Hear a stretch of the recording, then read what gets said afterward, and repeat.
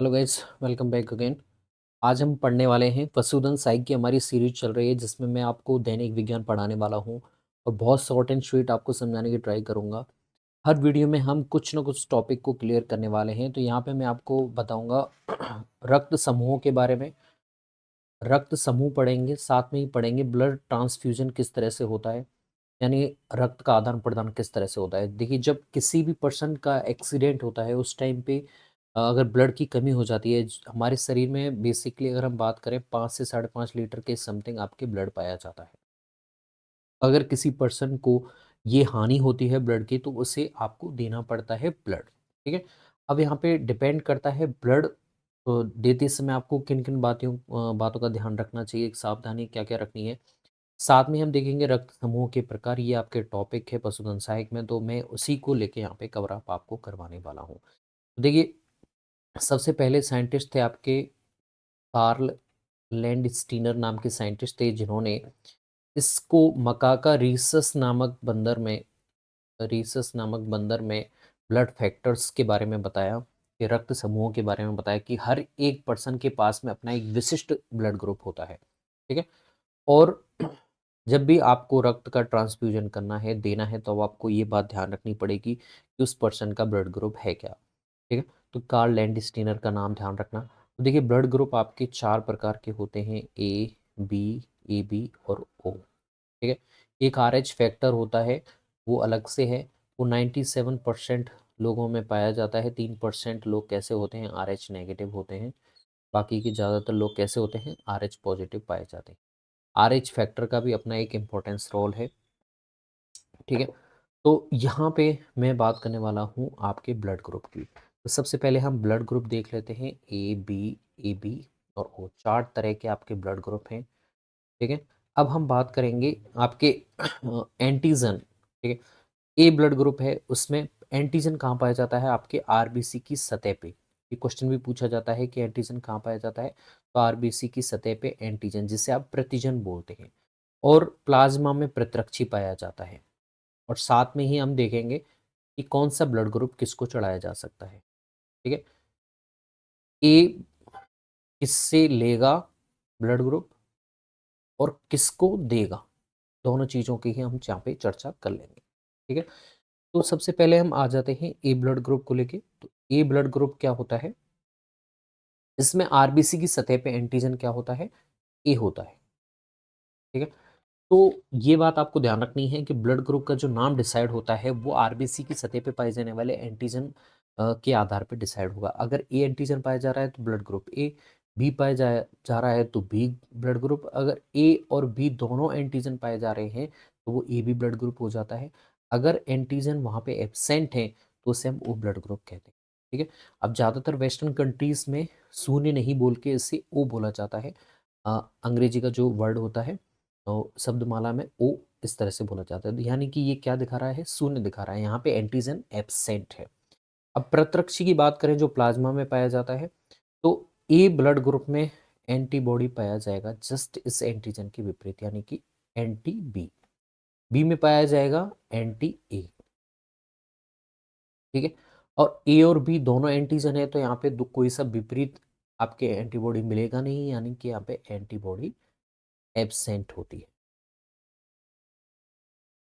ठीक है। ओ में दोनों टाइप की आपकी एंटीबॉडी ए भी पाई जाएगी और बी भी पाई जाती है। ठीक है।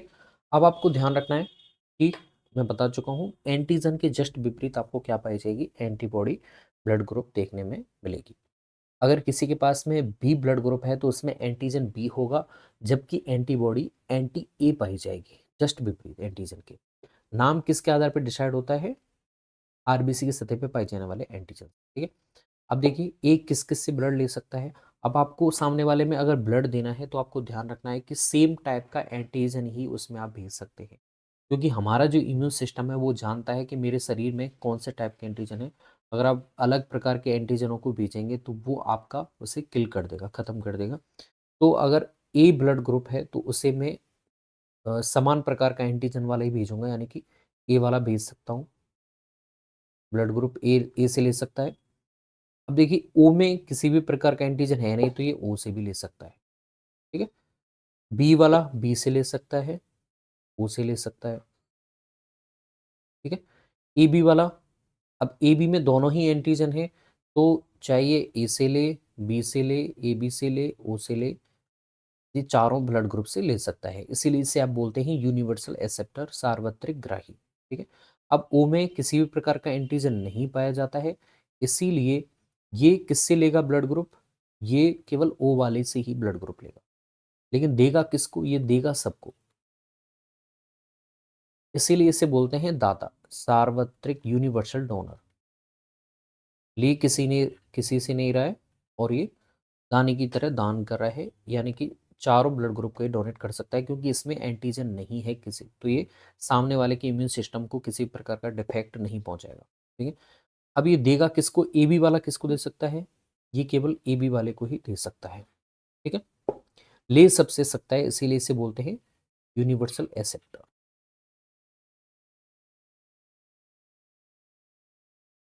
ठीक है, ओके। बी वाला किसको दे सकता है, देगा, लेने की बात कर ली हमने, ये बी को दे सकता है और ए बी को दे सकता है। ए वाला, ये किसको दे सकता है, ए को दे सकता है ब्लड ग्रुप, और ये किसको दे सकता है, ए बी वाले को दे सकता है। तो ये लेने देने का खेल आपको इस तरह से बेसिक में समझाने की ट्राई करूं कि आपको एंटीजन का ध्यान रखना है, सामने वाले पर्सन में सेम टाइप का एंटीजन जाएगा, समान टाइप का एंटीजन जाएगा, तो कोई भी रोग वहां पे उत्पन्न नहीं होगा, जाएगा तो इट्स ओके, कोई दिक्कत नहीं है। लेकिन अगर डिफरेंट टाइप ऑफ एंटीजन अगर आप भेज रहे हो, तो वो वहां पे not okay, it's not okay. और ये आपके क्या करेगा, वहां पे आरबीसी कपलिंग आपको देखने को मिलेगी, ब्लड क्लॉट हो जाएगा, बहुत सारे इनकम्प्लिटीज आपको देखने को मिलेंगी, प्रॉब्लम्स आपको देखने को मिलेंगी, ठीक है। तो ये मैं बता चुका हूँ, ए बी पॉजिटिव है, ए बी पॉजिटिव ये क्या है, एक्सेप्टर, और ओ नेगेटिव ये है आपके डोनर, ये आपको ध्यान रखना है, यूनिवर्सल एक्सेप्टर कौन है, डोनर कौन है।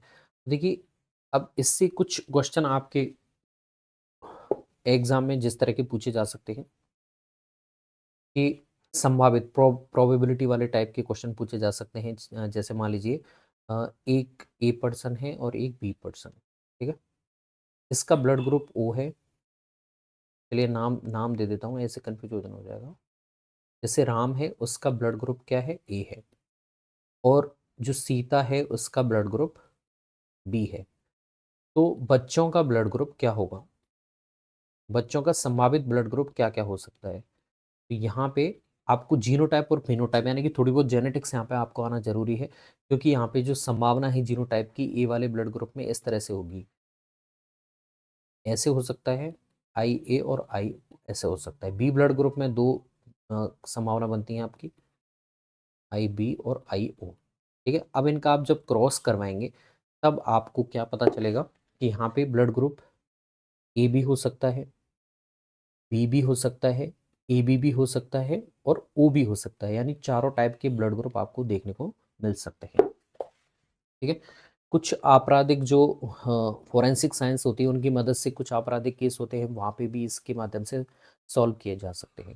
जैसे मान लीजिए राम आता है और बोलता है कि श्याम है वो इसके पिता है, श्याम, अब यहाँ पे राम की जो माता है सीता, ठीक है।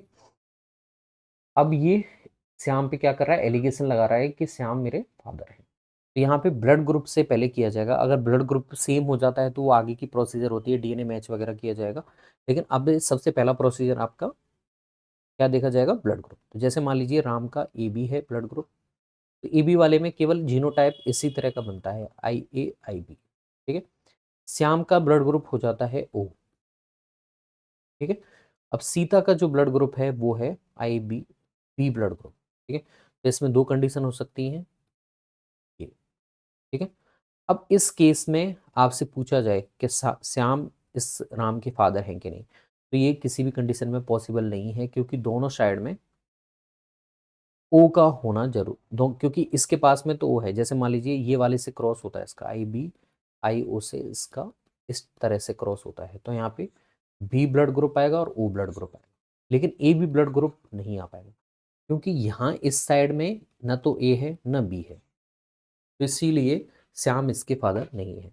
तो कुछ इस तरह के केसेस होते हैं जो ब्लड ग्रुप से आप बहुत इजीली सॉल्व कर सकते हैं, ठीक है। और भी आप प्रैक्टिस कर सकते हैं लास्ट ईयर के क्वेश्चन पेपर में, मैं वापस से रिवाइज करवा देता हूँ ब्लड ग्रुप। अब ब्लड की अगर हम बात करें किस किस चीज़ से मिलके बना होता है, तो वो भी देख लेते हैं।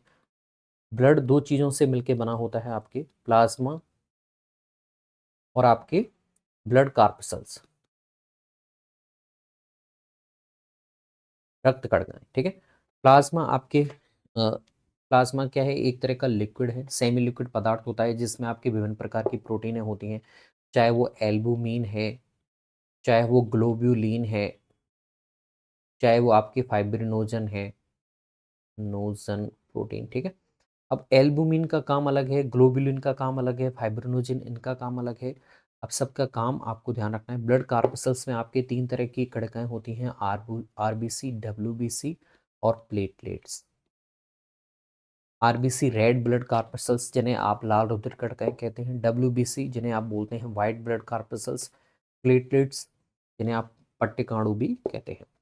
एल्बुमिन रक्त में पराशरणी संतुलन का, ऑस्मोटिक बैलेंसिंग का काम करता है, परासरण के संतुलन का काम करता है। फाइब्रिनोजन है वो रक्त स्कंदन से संबंधित काम करता है, रक्त का थक्का जमाने से संबंधित। ग्लोब्युलिन है वो आपके किस में मदद करता है, प्रतिरक्षा संबंधित अभिक्रियाओं में, संबंधित रिएक्शंस में काम करता है। अब ब्लड को हम ज़्यादा डेप्थ में नहीं जाएंगे, ये चीज़ें आपको ध्यान रखनी है। और ब्लड ग्रुप में मैं बता चुका हूँ आपको कि आरबीसी की सतह पे जो एंटीजन पाया जाएगा उससे आप उसका नाम डिसाइड करेंगे। अगर ए एंटीजन पाया जा रहा है तो ब्लड ग्रुप ए, बी पाया जा रहा है तो ब्लड ग्रुप बी होगा। इसके जस्ट विपरीत इसमें एंटीबॉडी पाई जाती है। अब देखिए हमारे शरीर का जो इम्यून सिस्टम है वो जानता है भेद करना, डिफ्रेंशिएट करना जानता है। जैसे मान लीजिए ये एक पर्सन है, ठीक है। अब इसके अंदर मान लीजिए ए एक एंटीजन पाया जाता है, तो इसे पता है मेरे शरीर का एंटीजन ए है। अगर बाहर से कोई बी एंटीजन आएगा तो ये क्या करेगा, उसे खत्म करेगा, ये उसे एक्सेप्ट करेगा ही नहीं, क्योंकि उसे पता है ये क्या है, आउटर एंटीजन है। और ये हमारे इम्यून सिस्टम की बहुत अच्छी खासियत है कि उसे भेद करना आता है सेल्फ या फिर आउटर एंटीजन का। अब आउटर एंटीजन आप दो तीन केसों में अंदर प्रवेश करवा सकते हैं, चाहे वो दो तीन कंडीशन में आपको बता देता हूँ। एक होता है टीकाकरण, वैक्सीनेशन के टाइम पे भी आप आउटर एंटीजन प्रवेश कराते हैं। एक होता है आपका ऑर्गन ट्रांसप्लांट, ठीक है। और ठीक है, वैक्सीनेशन में क्या होता है, जो एंटीजन दिया जाता है वो कैसा होता है, डेड होता है, उसकी केवल प्रोटीन संरचना आप पहुंचा रहे हो, वो वो क्या है, रोग उत्पन्न नहीं कर सकता है। ऑर्गन ट्रांसप्लांट में भी ये आपको ध्यान रखा जाता है कि जो क्लोज रिलेटिव होते हैं उनका ऑर्गन भेजा जाए। अगर नहीं मिल पाता है तो डिस्टेंस रिलेटिव तो देखा ही जाता है, वहाँ पे आप इसके इम्यून सिस्टम को दबाने के लिए कुछ प्रतिरक्षी संदमक दवाइयाँ यहाँ पे आप देंगे, ये आपको ध्यान रखनी है। तो guys this will be all about रक्त समूह और इनका ट्रांसफ्यूजन, ठीक है। आगे मैं और भी टॉपिक लेके आता रहूँगा आपकी पशुधन साई की सीरीज़ में। और दैनिक विज्ञान बहुत छोटा सा टॉपिक है, लेकिन आपके लिए हल करेंगे तो आपके लिए स्कोरिंग ये टॉपिक हो जाएगा, और मैं आपकी बिल्कुल यहाँ पे कई सारे टॉपिक डालने वाला हूँ। धन्यवाद।